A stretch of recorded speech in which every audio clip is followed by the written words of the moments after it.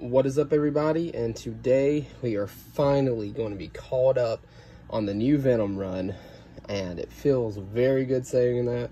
After a reread, I can say that I enjoy this series a lot more. It's not perfect.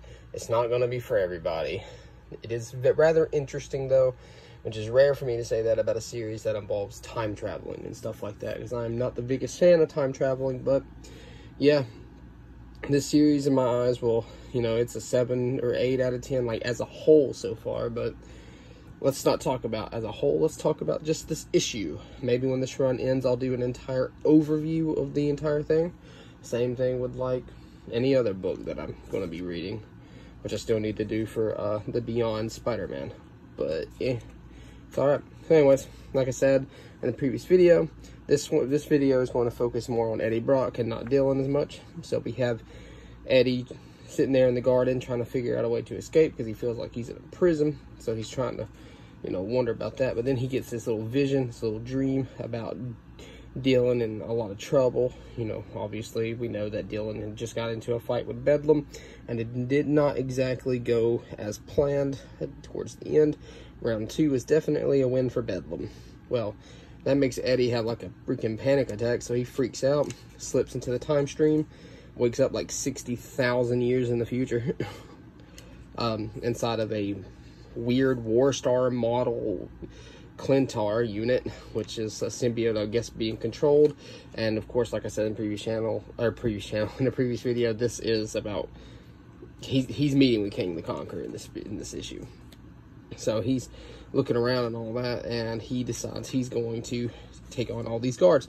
Interesting thing about this symbiote suit, because it's owned by Kang, it actually has like an AI little thing going on, and it's very, very picky about following the rules. So he has to like break it out of that little trance thing, which is interesting. It has this little comedic thing that happens when he fights Kang.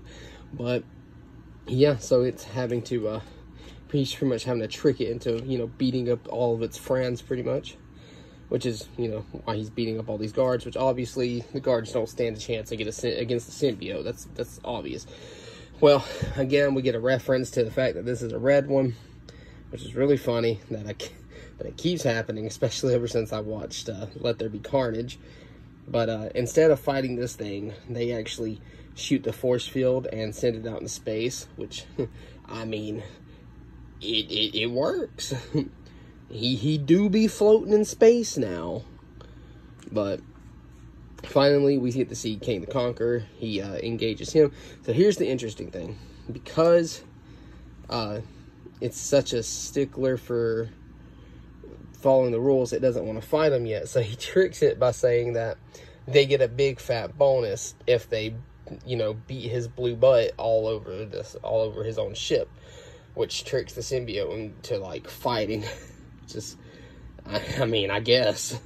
So they engage, and eventually Eddie tells the symbiote to envision the weapon that Kang is using. And so now they're, let the Star Wars theme song commence here, because they're in this battle, which leads to Kang, looking like he chopped off Eddie's arm. And then it looks like the fight's over right there. But all that sword does is make Eddie stable in time. So he's able to sit there. And so Kang's plan is he's going to train Eddie to be able to control himself in the time stream a lot better. He wants to help him in that situation, as far as we know, because at the end of this issue, he's talking to somebody, telling them that Eddie's suspicious and all that. He doesn't trust him yet. And who could possibly have sent him forward in time to this exact location at this exact random spot? And next page we see Meredith. And so obviously, he says who indeed. Now the question is, did he do it? We don't know yet. Issue 9 hasn't come out yet. For some reason I think this issue 9 was delayed.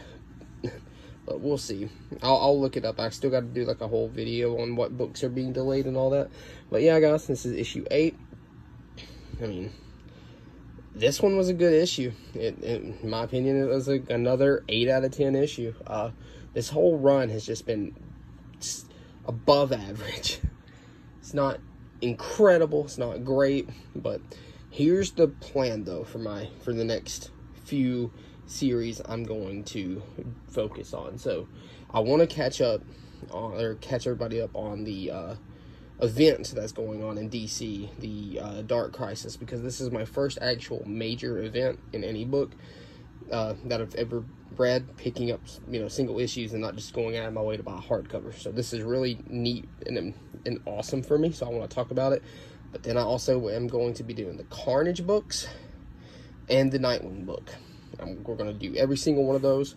And of course, this Wednesday I will be actually going to go pick up my books. It'll be 2 weeks worth of comics, and on top of that, we'll have, instead of a top 5 weekly book, we'll do a top 10 for the past 2 weeks, because I didn't get to do a top 5.